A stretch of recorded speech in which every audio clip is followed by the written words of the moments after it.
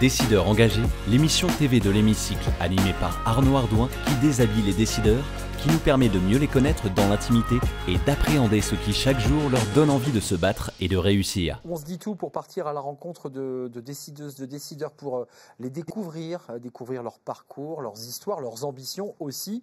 Et on accueille aujourd'hui Jean-François Girardin. Bonjour Jean-François. Bonjour. On est ravis de vous accueillir dans l'émission On se dit tout. Alors, quelque part, à l'image, on voit déjà de quoi on va parler parce qu'il y a écrit ici, un petit peu comme une légion d'honneur, MOF, meilleur ouvrier de France. Vous l'avez été ?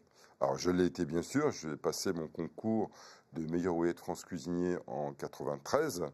Donc, j'avais à peine 40 ans. Hein. Je l'ai passé qu'une fois. J'ai eu la chance de le passer qu'une seule fois pour être reçu. Ouais, certains reviennent plusieurs fois pour arracher le titre. Il y en a qui le passent 4, 5 fois. Ça arrive. Hein, mais c'est des fois un acharnement aussi. Je voudrais quand même préciser à ceux qui nous regardent, évidemment, que vous avez été meilleur ouvrier de France et puis vous avez été le chef de cuisine du Ritz dans ses grandes heures. Alors, j'étais à l'hôtel Ritz pendant 32 années. Alors, je suis arrivé très jeune. Je suis arrivé en 80, j'avais 25 ans. Et je suis parti en 2012. J'avais un peu plus de 58 ans, hein, quand même. Et bien sûr, j'ai passé 32 années en gravissant tous les échelons.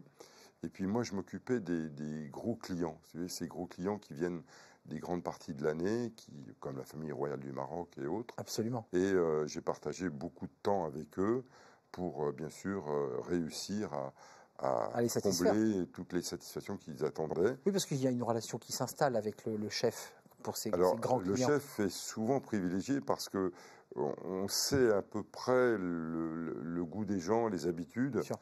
Et surtout avec des années qui défilent, on arrive à connaître un peu les propositions qu'on peut vraiment faire à quelqu'un, que l'on connaît un petit peu par aussi sa méthode de vie. Bien sûr. Et c'est très important. Oui, savoir s'adapter, hein, vraiment, c'est... Alors, c'est une adaptation perpétuelle, parce que les gens qui ont de l'argent, qui ont le privilège d'aller dans les palaces, ils ne vont pas qu'à Paris, ils vont dans tous les palaces du monde. Bien sûr. Donc, ils découvrent plein de choses dans le monde entier. Et ils reviennent Et de temps en temps, ils aiment bien retrouver ce qu'ils ont vu, ce qui leur a plu. Ouais, c'est ça. Donc, il faut s'adapter à chaque C'est à vous aussi de vous mettre à la page en permanence, de suivre de très près. Tout à fait. Nous faisons des recherches, bien sûr, à chaque fois. On va parler de l'association MOF, parce que c'est une institution en France. C'est un Graal aussi pour beaucoup d'avoir ces petits liserés bleu, blanc, rouge qu'on accroche. Meilleur ouvrier de France dans beaucoup de métiers, on va y revenir. Quand même, vous avez une vie extraordinaire. Alors, j'ai une vie professionnelle très garnie, très chargée. C'est vrai que moi, j'ai commencé très jeune dans le compagnonnage. J'étais reçu compagnon à Nice en 77, donc vous voyez, c'était assez jeune. Et puis, quand vous vivez dans les palaces, vous vivez simplement, alors je dis, vous vivez simplement dans le luxe. C'est-à-dire que vous découvrez toujours des choses. C'est une phrase intéressante. Et des choses qui sont pas à votre portée, mais auxquelles vous vous habituez. Oui.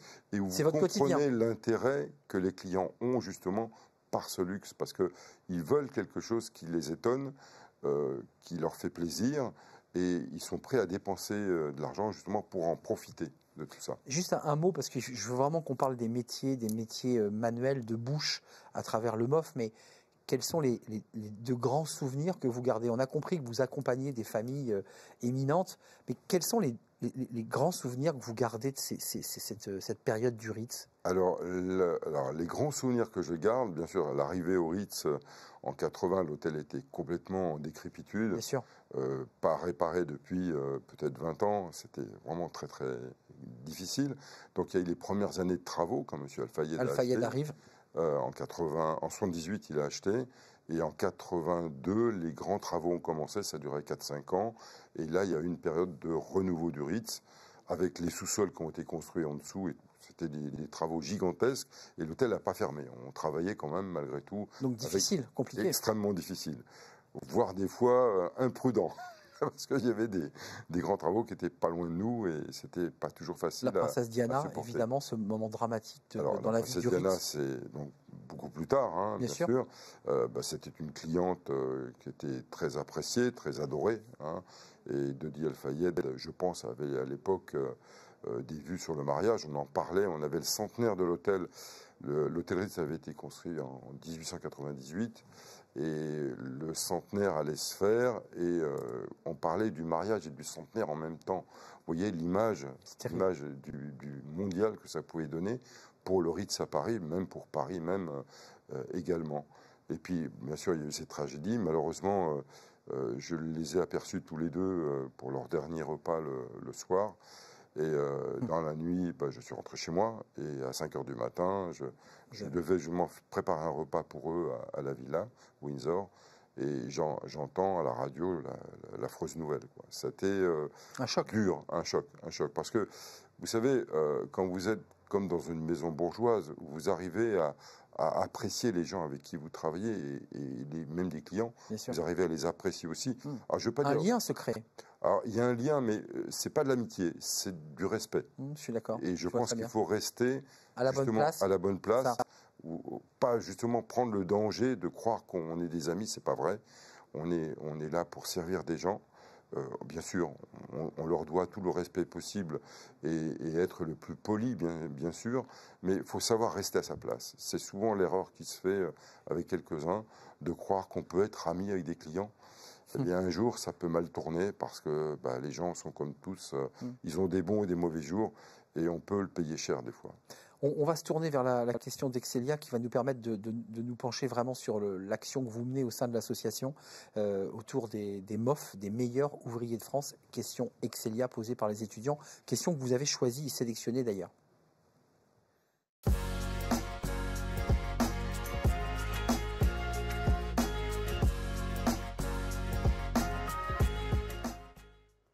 Question d'Excelia, qui est un groupe d'enseignement supérieur qui compte plus de 5000 étudiants et de 40 000 diplômés, 5 campus Excelia, et la question de Jean-François Girardin. Et vous avez choisi la question sur l'égalité des chances. Ça, c'est très intéressant. Dans l'accès à l'éducation, puis à l'emploi, c'est primordial. Quels sont les dispositifs qu'il faut mettre en place pour permettre à tous d'accéder à la fois à une éducation de qualité et à un emploi? Vous qui portez très haut les métiers de bouche concernant les meilleurs ouvriers de France, puisque c'est bien de cela dont il est question. Alors, les métiers de bouche et tous les autres. Et tous les autres, oui, c'est vrai. Dans nos meilleurs ouvriers de France, il y a plus de 200 métiers différents. Il n'y a pas que la cuisine. Il n'y a pas que la cuisine, et je suis président d'une association qui regroupe tous les métiers, des gens qui sont diplômés, et nous organisons tous les ans le concours Un des meilleurs apprentis de France, 6000 jeunes environ d'inscrits pour 118 métiers tous les ans. Donc, l'égalité des chances, ça nous dit vraiment quelque chose. J'ai vu des jeunes migrants arriver 2 ans après être meilleurs apprentis de France en parlant parfaitement le français. Et c'est une intégration extraordinaire. Là, c'est une égalité des chances. Et notre pays est organisé pour le faire. Mais il faut des gens autour. Il faut, si vous voulez, emballer un petit peu l'objet pour pouvoir le faire vivre après. Et ces jeunes qui ont des difficultés, alors on parle des jeunes migrants, mais il y a aussi des gens qui sont des décrocheurs, qui n'ont pas eu, si vous voulez, les personnes peut-être bien adaptées pour les faire suivre à leurs études. Et dont le métier manuel peut permettre de revenir. Le métier manuel leur fait découvrir une passion pour un métier. Et de cette passion de métier, un apprentissage où on découvre qu'ils ont vraiment du talent. Et quand on a du talent, on apprend beaucoup plus vite et on devient quelqu'un qui est remarqué. Alors après, il faut reprendre des études, bien sûr. On ne peut pas être sans connaissance. C'est important de faire des études. C'est mieux de les faire avant, correctement, que de les faire après. C'est vrai. C'est beaucoup plus difficile d'apprendre après avec des cours du soir. Moi-même, j'étais dans ce cas-là quand j'étais très jeune, et c'est vrai que ça prend beaucoup de temps et c'est beaucoup plus difficile. Vous savez aussi, vous êtes formé pendant que vous... J'étais un enfant qui ne suivait pas trop à l'école, j'étais dyslexique. Maintenant, on le sait beaucoup mieux qu'avant, mais à l'époque, c'était pas trop qui est un vrai handicap à l'école. C'était un handicap, donc j'apprenais très mal. Et puis, arrivé à 20 ans, je suis arrivé dans le compagnonnage. J'ai eu des gens qui m'ont très bien encadré et qui m'ont dit, écoute, il faut absolument que tu reprennes des cours de français, de calcul et autres, parce que sinon, tu n'arriveras à rien. Les bases, quoi. Enfin, ce qu'on appelle les bases. Alors, il a fallu se mettre dans la tête que c'était vrai. Et puis, l'accepter, donc, c'est ça. Puis y aller, puis trouver des gens qui correspondaient à ce qu'ils pouvaient m'apprendre. C'est pas évident. Alors, ça a duré quelques années. Et après, j'ai pris des places d'encadrement très rapidement. Oui, forcément. Parce que j'avais appris les choses les plus intéressantes qui m'étaient utiles. Un dernier mot avant de passer à la question divine, parce que évidemment, la cuisine sans le vin, c'est un peu compliqué. Il y a évidemment des sommeliers qui accompagnent les mets que vous prépariez.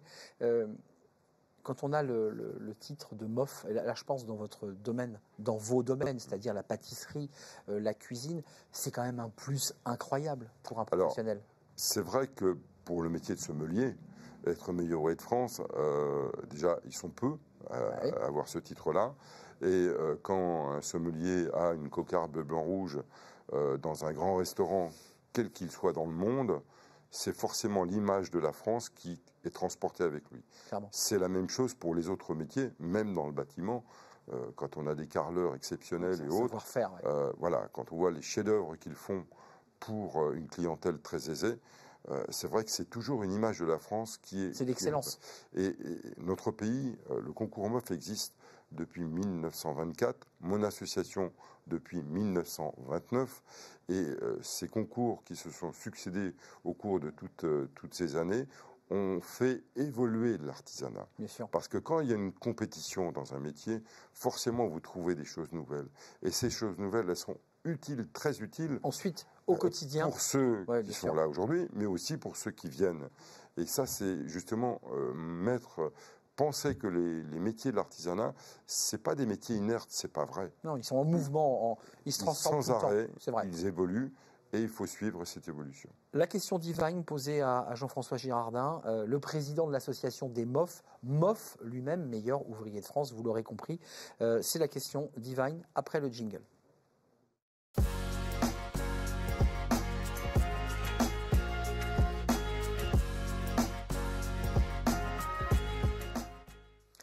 Question divine pour une autre manière d'apprécier le vin, du vin au verre. C'est une petite révolution. Vous avez choisi la question autour du tourisme et de la gastronomie touchée par une grave pénurie de main-d'œuvre.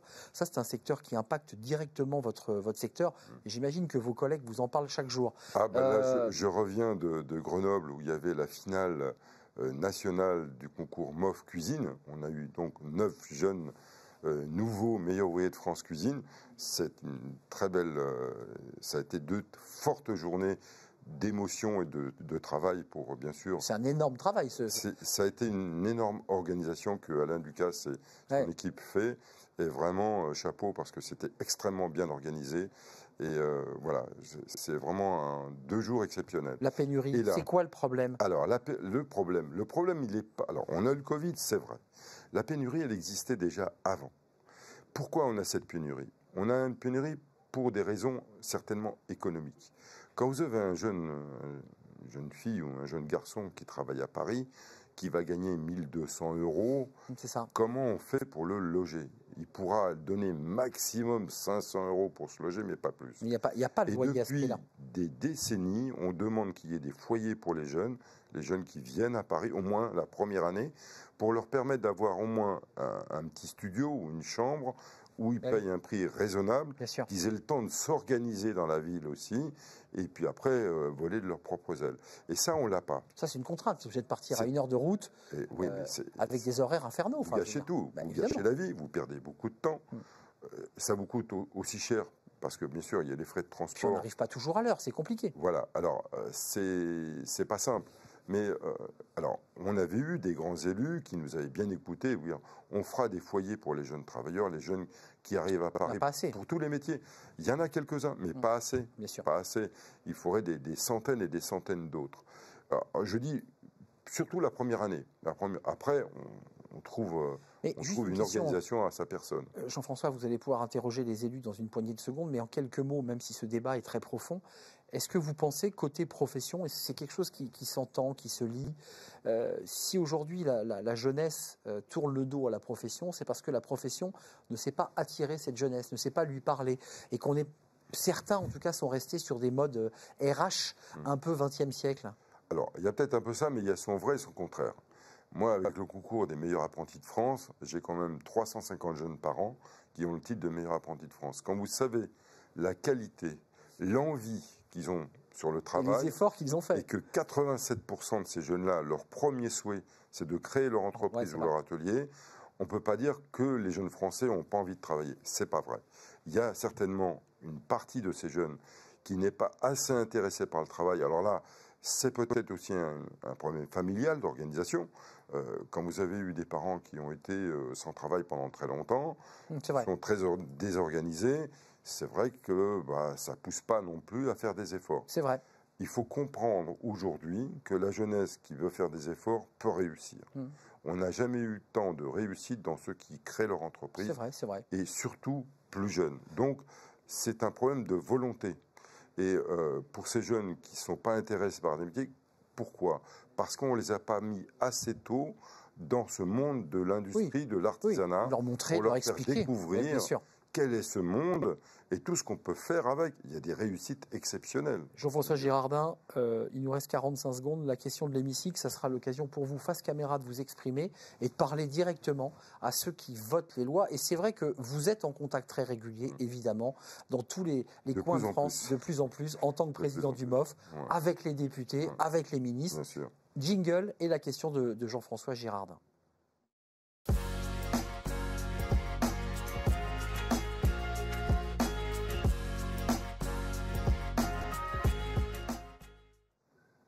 Jean-François Girardin, dernière partie de notre émission, la question que vous allez poser droit dans les yeux, question de l'hémicycle, à ceux qui votent les lois, à ceux qui décident et qui, en quelque sorte, transforment le monde.